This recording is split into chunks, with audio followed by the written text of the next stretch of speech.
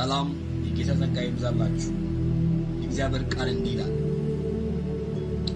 አንቺ ያልወለድሽ መካን ሆይ ዘምሪ፣ አንቺ ያላማጥሽ ሆይ እልል በይ፣ ጩኺ፣ ባል ካላት ይልቅ ፈት የሆንሽ ልጆች በዝተዋል ይላል እግዚአብሔር። የድንኳንሽንም ስፍራ አስፊ፣ መጋረጃዎችሽንም ዘርጊ፣ አትቆጥቢ፣ አውታርሽንም አስፊ፣ ካስማሽንም አጽኚ። በቀኝና በግራ ትሰፊያለሽና ዘርሽም አሕዛብን ይወርሳሉና የፈረሱ ከተሞችሽም መኖሪያ ያደርጋልና። አታፍሪምና አትፍሪ፣ አትዋለጅምና አትደንግጪ፣ የሕፃንነትሽንም እፍረት ትረሺዋለሽ። የመበለትሽንም ስድብ ከእንግዲህ ወዲህ አታስቢምና እግዚአብሔር እንደገና ይጎበኛል። አምን ለምን ሰው ይሁንለት ጉብኝታ እግዚአብሔር ይጎበኛል። በመካንነትም በሥራ ማጣትም ይሁን በአገልግሎትም ይሁን በራእይም ይሁን ብዙ የትንቢት የተስፋ ቃሎች ተነግሮ ባለመፈጸም ልባችሁ ሲላችሁ ያላችሁ በብዙ ችግር ውስጥ የምታልፉት ለእናንተ የምስራች እግዚአብሔር እንደገና ጉብኝትን በሕይወታችሁ ያደርጋል። እግዚአብሔር ይጎበኛል። የጉብኝት ወራት አለ። የጉብኝት ጊዜ አለ። እግዚአብሔር ጎበኛት። አንቺ ያልወለድሽ ባለመውለድ ጥያቄ ውስጥ ያለሽ፣ ባለመሆን ጥያቄ ውስጥ ያለሽ፣ ግራ የተጋባሽ፣ በምድረ በዳ ውስጥ ያለሽ፣ ጥያቄ የበዛብሽ አንቺ አታልቅሽ። የለቅሶ ዘመን አብቅተዋል። የዋይታ ዘመን አብቅተዋል። እግዚአብሔር እንዲህ ይልሻል፣ ዘምሪ፣ እልል በይ። ምን ላይ? በምድረ በዳው ላይ። ምን ላይ? ባዶ በሆነው ነገር ላይ። ምን ላይ? አልቀየር ባለው ነገር ላይ ዘምሪ። እግዚአብሔር መጥቶልሻል። ለጉብኝት መጥቶልሻል። ሊያስብሽ መጥቷልና ተናጋሪ እግዚአብሔር ራሱ ስለሆነ እልል በይ። ባዶነትሽን በሙላት የሚለውጥ፣ ጥያቄሽን በመልስ የሚቀይር፣ እንባሽን የሚያብስ፣ ለቅሶሽን ወደ ሳቅ የሚቀይር፣ ድካምሽን ወደ ብርታት የሚቀይር፣ ባዶነትሽን በሙላት የሚለውጥ እግዚአብሔር በጉብኝት ወደ አንቺ ቤት ወደ አንተ ቤት መጥተዋል። ትንቢታዊ ቃል ነው የምነግራችሁ። እግዚአብሔር ይጎበኛል። አንቺ ያልወለድሽ መካን ሆይ ዘምሪ፣ ምክንያቱም ካላት ብዙ ከወለደች ልጆች ይልቅ ያንቺ በዝቷልና። መንፈሳዊ ዓለም ያዘጋጀውን ነው የሚያወራችሁ። ሰው የሆነውን ቆጥሮ ሊዘምር ሊያመሰግን ይችላል። መንፈሳዊ ዓለም ግን በመንፈሳዊ ዓለም የታሰበውን በአካል የሚገለጠውን ቀድመ አመስግን፣ ቀድመ ዘምር ይላል። ማቲካ ሶኮ ፕራጃና ማክላሃላ ቦስ ሰይጣን ባዶ ያሳየ ያስለቅሳል። እግዚአብሔር ሙላትን እያየ ያስመሰግናል። እንድታመሰግን ያደርጋል። በእልልታ ይሞላል፣ በደስታ ይሞላል፣ በክብር ይሞላል።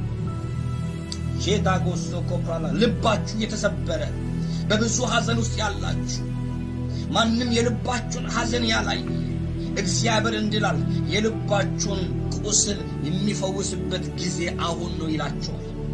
የውስጣችሁን ሕመም የሚፈውስበት ጊዜ አሁን ነው ይላችኋል። በብዙ ጥያቄ ውስጥ ላላችሁ ለእናንተ እግዚአብሔር እንዲላል ጥያቄያችሁን የሚመለስበት ጊዜ አሁን ነው ይላችኋል።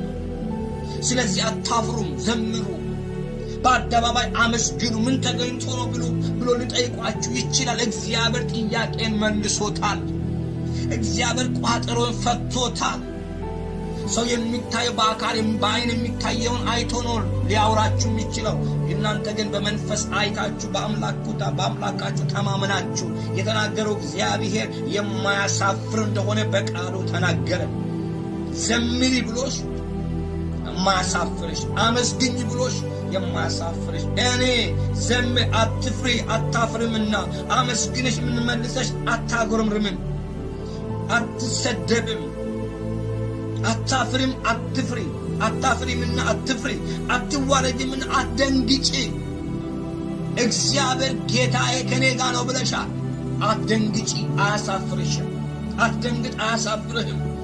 ምናልባት በአንተ አቆጣጠር በአንተ ጊዜ በፈለክበት በጠበቅበት ሰዓት አልመጣም ማለት አይመጣም ማለት አይደለም። ይመጣል እግዚአብሔር። እንደ ቃሉ ይገኛል። እግዚአብሔር ቋጠሮን ፈቶ ጠላትሽን አንገት ያስደፋል። ጠላትህን አንገት ያስደፋል። መታሰቢያሽ አሁን የምትታሰቢበት ጊዜ ደርሷል። የጉብኝት ወራት አሁን። ኢየሱስ ክርስቶስ ጌታ። ልባችሁ አይሰበር፣ በጌታም ይጽና። በእግዚአብሔር ፊት የጸና ልብ በኢየሱስ ይሰጣችሁ። የልባችሁን ሕመም የሚፈውሰው እሱ ነው። የውስጥን ጥያቄ የሚመልሰው እሱ ነው።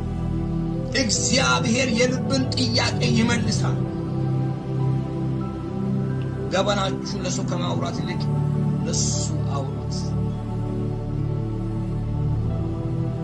አንድ መዝሙር ትዝ አለኝ ድሮ። ሲያጫውተው ያጫውተኛል፣ ከምስጢሬ ይካፈለኛል። አይዞ በርታ ልጄ ይለኛል። እንደ ኢየሱስ ማን ይሆነኛል? እንደ ኢየሱስ የሚሆን ማንም የለም።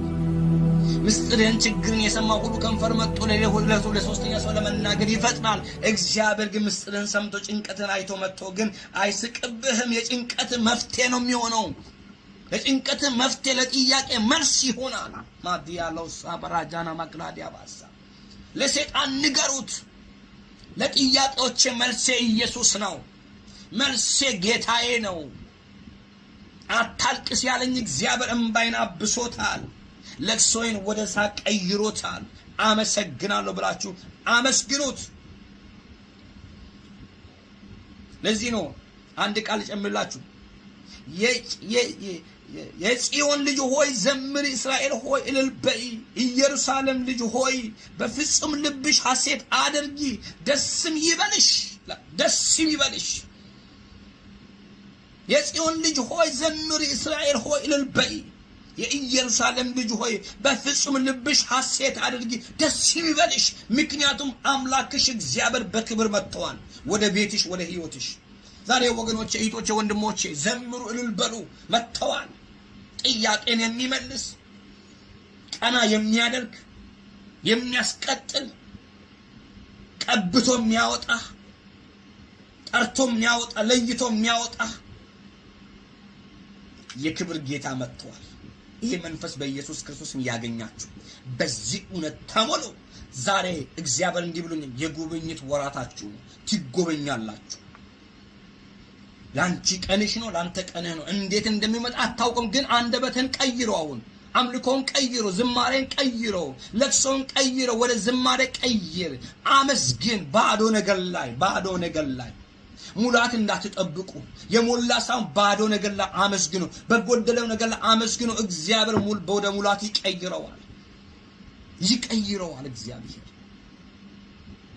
ሰው እንደሚያይ የማያይ እግዚአብሔር ይመጣል። እግዚአብሔር ጸጋውን በኢየሱስ ስም ያብዛላችሁ። በኢየሱስ ስም የልብ ስብራት ይጠገን። ጥያቄዎች ሁሉ በመልስ ይለወጡ። አንዳንድ የእግዚአብሔር ዝምታ መልስ ናቸው። እግዚአብሔር ዝም ካለ ያላየ እንዳይመስል፣ አይቶታል፣ ሰምቶታል። ዝምታው ነገርን እያፈጠነው ነው። ዝም ካለ ነገር ቀርቧል። ኢየሱስ ክርስቶስ ጌታ ነው። በምንም ለሰይጣን እድል ፈንታ አንሰጥም። እምቢ። አምላኬ ሰባሪ ነው። ሰብሮ ይወጣል፣ ሰብሮም ያሻግራል። የጠላትን እቅድ፣ የሰዎችን ክፋት፣ የጨለማውን ጉልበት ሰብሮ ያሻግራል። ስለዚህ ሰብሬ እወጣለሁ ብላችሁ አምናችሁ ተቀበሉ። በኢየሱስ ስም አሜን።